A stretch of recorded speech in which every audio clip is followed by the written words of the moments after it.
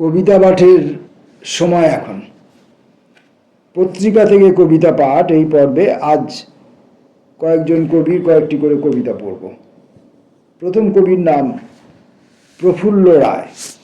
প্রফুল্ল রায়ের দুটি কবিতা পড়ব। প্রথম কবিতাটির নাম শহর। এই শহরের ইটের কাঠের পিচের লোহার, এই শহরের জটিল যত গোলক ধাঁধার, বাঁকে বাঁকে পাকে পাকে ঘুরতে ঘুরতে শক্ত দেওয়াল কঠিন পাঁচিল সব পেরিয়ে কিসের জাদু, হয়তো কোনো ভোজবাজিতে, আজব কোনো ভোজবাজিতে, কখন যেন কোন সকালে কিংবা কোনো ঝিম বিকেলে কিংবা কোনো ভর দুপুরে একটা মানুষ আলটপকা চলে এলো। মাঠের শেষে নদীর পাড়ে বনের ধারে, সেই যেখানে গাছপালা সব কোমল সবুজ, তীব্র সবুজ, অগাধ সবুজ, একটি পাখি, 10টি পাখি, 1000 পাখি, কিংবা বুঝি সেই নদীটা 1000 বছর যাচ্ছে বয়ে, কলস্বরে সবাই মিলে শুধোয় তারে, এখানে কি, এখানে কি, আমরা তো সব আছি দূরে, অনেক দূরে নির্বাসনে। যা চলে যা ইটের পোকা, যা চলে যা পিচের পোকা, কাঠের পোকা, লোহার পোকা, যা চলে যা, যা চলে যা। প্রফুল্ল রায়ের পরবর্তী কবিতাটি 25শে বৈশাখ।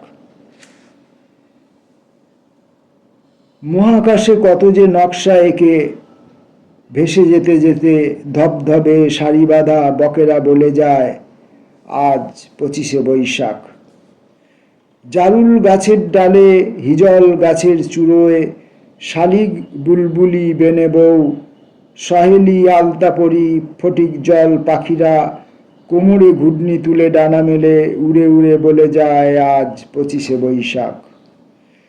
ঘন সবুজ ঘাস, লতাগুল্ম, দূরের বনানী, বটপাকুড়, সুপারি বনের সারি, সমুন্নত যত মহাবৃক্ষ, ধান পাট গম আখ, যত ফসলের ক্ষেত, উজ্জ্বল রূপলি রোদের ঝলক, সোনার কলস ঢেলে দেওয়া, জ্যোৎস্নায় ডুবে যাওয়া, সারা ভুবন নীরবে জানিয়ে দেয় আজ 25শে বৈশাখ। শীত গ্রীষ্ম বর্ষা বসন্ত সব ঋতু এক হয়ে বলে যায় কবে এই 25শে বৈশাখ। শালুক পদ্ম লাল গোলাপ, কলকে জুঁই রক্তজবা, পলাশ শিমুল আর্দ্রপাটি, রজনীগন্ধা চাঁপা আর সেঁউতি পাপড়ি মেলে গন্ধ ছড়াতে ছড়াতে জানিয়ে দেয় আজ 25শে বৈশাখ।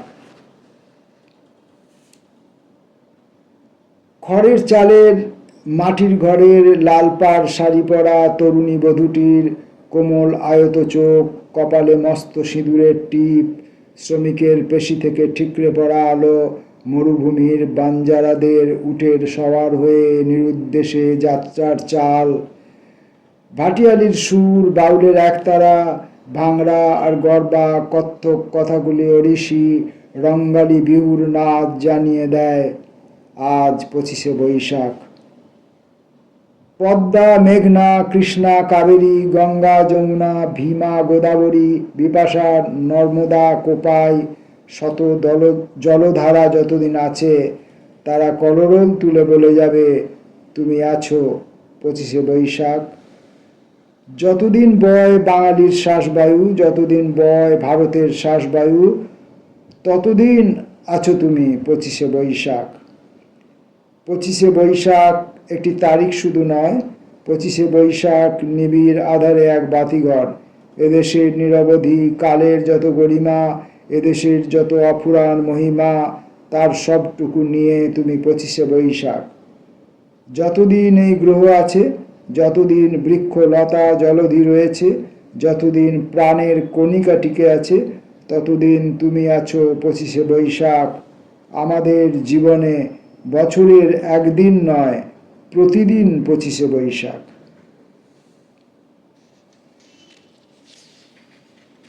প্রসঙ্গত বলে রাখি, এই যে প্রফুল্ল রায়ের দুটি কবিতা পড়লাম, এই প্রফুল্ল রায় হলেন সেই প্রখ্যাত ঔপন্যাসিক প্রফুল্ল রায়।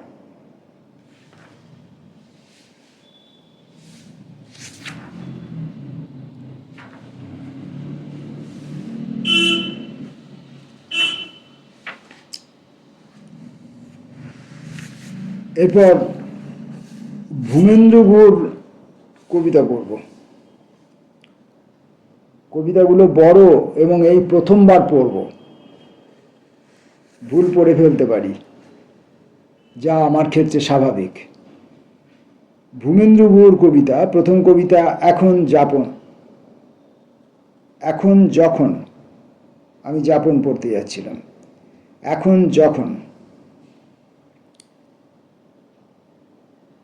যখন হিসেব মেলাবার সময় হলো, দেখছি যে জীবনকে কোনো রকম একটা সংজ্ঞা যোগাবার মতন বেশি কিছু আর পড়ে নেই। দিনকানা রাতকানা ঢের দৌড়ঝাঁপ হলো। সবসময় যে খুব একটা সুবিবেচক তা বলা যায় না। শেষ পর্যন্ত লক্ষণ রেখাগুলি ঢের সাধ্য সাধনায় এঁকে তোলা গিয়েছিল, যাদের অন্ধকার হয়ে পড়ল অথবা নির্বিশেষ মুছে গেল। মোটামুটি ভালো একটা রেস্তোরাঁয় মোটামুটি ভালোভাবে তৈরি 5 রকম অন্নব্যঞ্জন তৃপ্তির উত্তেজনায় চেটেপুটে খেয়ে ফেলা গেল বন্ধুটির সঙ্গে এক টেবিলে বসে। খেতে খেতে বুঝতে পারা গেল যে তাহলেও জীবন নির্জীবন মরুভূমিই বটে। এসো এবার আমরা ঘরে যাই, সদিচ্ছায় সৎভাবে ঘরে যাই। এখনো তুমি কোনো সিদ্ধান্ত নিয়ে নিতে পারো কবস্নতার পক্ষে। তা না হলে তো যে কটা বছর অথবা মাস অথবা দিন অথবা ঘন্টা আমাদের জন্য বরাদ্দ রয়েছে এখনো, তাতে অনিশ্চিত শিল্পকলা অথবা নমনীয়তা অথবা সহনীয়তা অসম্ভব হয়ে পড়বে। তোমাদের মতো কেউ কেউ মেনে নাও এবং না নাও। প্রাতঃস্মরণীয় ভিক্ষুকেরাও শেষ পর্যন্ত পারেনি। একবার চির ধরলে তার শেষ অবধি পৃথিবীর মাটিকে ফাটাবেই। রুখে দেওয়া যে কোনো কারুর পক্ষেই শক্ত হবে। যেন কলকাতার কোনো এক প্রান্তে একটা কোনো ঝগড়া বেঁধে উঠল, তো প্রায় সঙ্গে সঙ্গে একটা যুদ্ধ শুরু হয়ে গেল। থামতে দেরি হলো না, তবু ধোঁয়ানোটা থেকে গেল।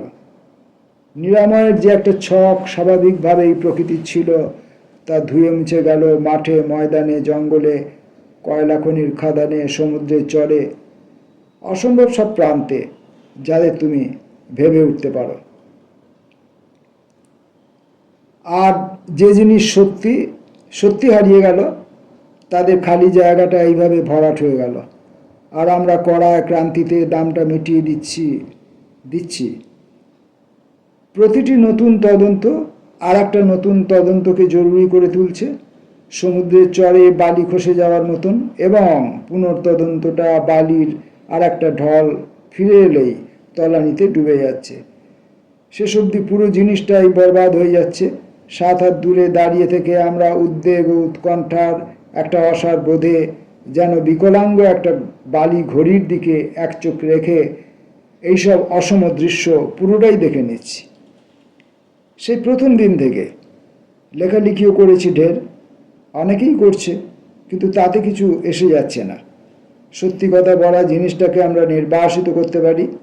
আমাদের ঘরের জানালাগুলিকে আমরা ইট দিয়ে গেঁথে বন্ধ করে দিতে পারি, যাতে সকালবেলার সূর্যের উজ্জীবনী রশ্মির আভা অথবা দুপুরবেলার সূর্যের নিরলস ক্লান্তির শেদ আমাদের ঘরের ভেতর অনাহত স্বাধিকারে ঢুকতে না পারে।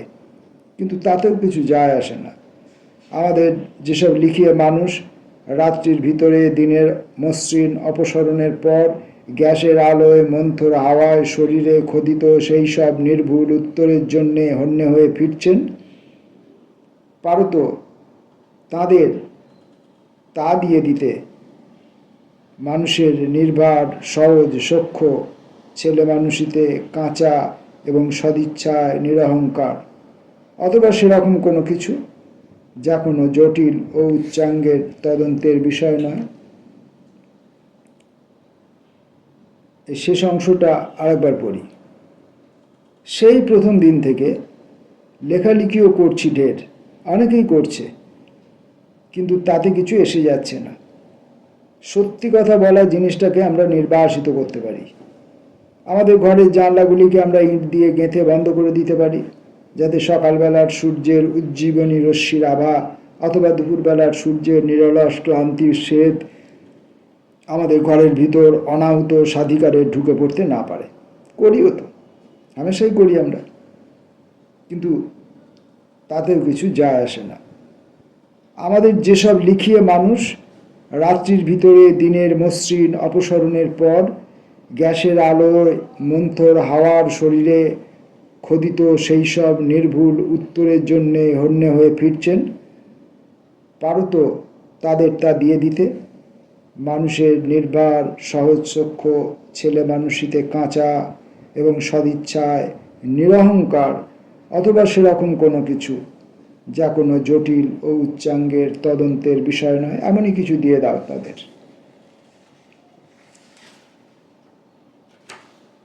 ভূমেন্দ্র গুহর পরের কবিতাটি, সে এক সুখের সময়।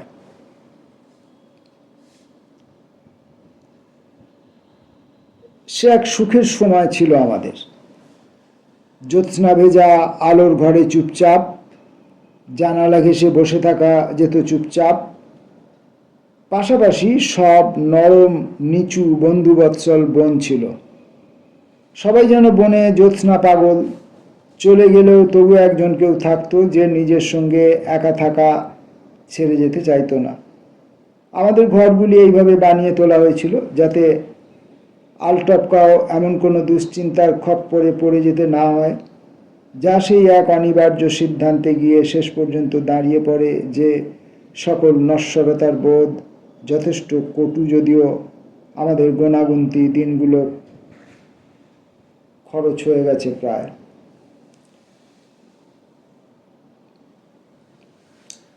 আমাদের বড় বড় সব মেঘনা পদ্মা নদী ছিল, অফুরন্ত ইলিশ মাছের ঢল ছিল। আমাদের পলি নিষিক্ত সব সবুজ রঙের ক্ষেত ছিল, আউশ আমন বরিশালি বালাম ধান ছিল। আমাদের গোয়াল ঘরে লক্ষ্মী সরস্বতী দুধের গাই ছিল, পেতলের ঘড়া ভর্তি টাটকা ফেনা ওঠা দুধ ছিল, অর্থাৎ আমরা দুধে ভাতে মাছে ছিলাম। অনেকেই ছিল না, ব্রতকথা সমাপ্ত হলে তাদের আকুল প্রার্থনায় বলতে হতো যে আমার সন্তান যেন থাকে দুধে ভাতে। আমাদের বসন্তকাল ছিল, বসন্তের মাতাল সমীরণ ছিল। পৌষের পাতা ঝরা তপবনে বসন্তের মাতাল বাতাস এসে ঢলে পড়তেই মানস সরোবরের রঙিন যাযাবর পাখিরা আমাদের বিল ঝিল নদী ছেড়ে দিয়ে উড়ে যেত আবার উত্তরের হ্রদ পর্বতে। এসব উজ্জ্বল আগমন নিষ্ক্রমণ নিয়ে অতি খ্যাত হীরের টুকরের মতো দ্যুতিময় সব কবিতা লেখা হয়েছে। হেমন্তের হিমে পাখিরা আবার ফিরে এলে আমরা সামান্য দুঃখ পেয়েছি, অর্থাৎ আমরা ভালো খেয়েছি, পড়েছি, থেকেছি, গায়ে চওড়া পাড় কাশ্মীরি শাল জড়িয়েছি, কখনো বা চোখা চাপকান চাপিয়েছি, পায়ের পাতা অবধি লম্বা জোব্বা, মাথায় গোল অথবা উঁচু বাহারি টুপি পরেছি। আমাদের মনুষ্য শরীর প্রধান চিত্রশিল্পকলা আগাগোড়া অমায়িক থেকেছে, জানতে দেয়নি পুরুষ জন্তুদের নিরপরাধ লিঙ্গ। অবস্থা সাপেক্ষে কখনো কখনো জানতে অথবা অজান্তে খাড়া হতে পারে, হয়। আলতামিরার বাইসন অথবা মহেঞ্জোদারোর ষাঁড় সেই সুচর্চিত অনুশাসন থেকে ভাগ্যত মুক্ত ছিল। পাশে শুয়ে থাকা মেয়েটিকে আমরা বরং সসংকোচে বলেছি, ভগিনী, এবার পার্শ্ব পরিবর্তন করো, অর্থাৎ জাত শত্রুর গালে একটা থাবড়া মেরে তার দাঁত ভেঙে দিতে আমাদের বেঁধেছে। যে দুটো কানে সে দেখে কেটে ফেলে তাকে তা জোর করে গেলাতে যায়নি, শান্তিতে বিশ্বাস রেখেছি। ভুলেও দামাল দুর্দান্ত ছেলেপিলেদের হাতে একটা দেশলাই কাটে এসে পড়ুক চাইনি, পাছে তারা তাদের বাপ পিতামহর সুখী বাগান বাড়িগুলিতে অসুখে অতৃপ্তিতে তেতে উঠে পুড়িয়ে ছারখার করে দেয়। সময় কি মন্থর, সুরেলা, সুবিবেচক ছিল সেসব দিনে, কি সুঠাম নৃত্যপরায়ণ। কিন্তু সে সময় সত্য ছিল না, বাস্তব তো নয়ই। বুঝতে সময়কে এগিয়ে যেতে দিতে হয়েছে আজ পর্যন্ত। তার জন্য এখন আর দুঃখ করি না। নদীগুলি শুকিয়ে যায়, ক্ষেতগুলি পুড়ে যায়, হেমন্ত ঋতু এসে পড়তে না পড়তেই শীত ঋতু এসে পড়ে, বসন্ত ঋতুকে টপকে গিয়ে এসে পড়ে খারাপ গ্রীষ্ম ঋতু। উত্তর দেশে যাযাবর রঙিন পাখিরা উড়ে আসে তো গুটি কয়েক ডিম পাড়বার ফুরসত পায় না, উড়ে ফিরে যায় উত্তরে হতাশ। সাধু ভাষায় নম্র শব্দলহরীতে স্বচ্ছ আয়ার আছে, কিন্তু মেয়েদের কখনো সম্মান দেওয়া হয়নি, বন্ধুত্ব না, সখ্য না, সৌজন্যটুকু পর্যন্ত না। তাহলেও যা তারা বারবার বলতে ভুলে যায় না, তা আমার সন্তান যেন থাকে দুধে ভাতে। সে সময় যে গোটাগত প্রজন্মেই শেষ হয়ে গেল, তার জন্য অনুতাপ করি না। অনুতাপ ক্ষীণ তারা তারা কাগজ লেখা হয়, দেখি, এড়িয়ে যাই। মন কেমন করা প্রায় একটা দণ্ডনীয় অপরাধ। নতুন করে দণ্ড পেতে যাব কেন আর? দণ্ডিত মানুষজনের ভিড়েই তো মিশে রয়েছি।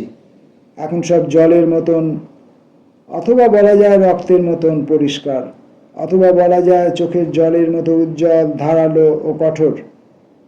মরে যেতে যেতে আমরা বুঝে নিচ্ছি যে সেই পড়ে পাওয়া 14 আনা কল্প পৃথিবীতে বেঁচে থাকার লজ্জাটা আমাদের আর সইতে হচ্ছে না। আজ এই পর্যন্ত।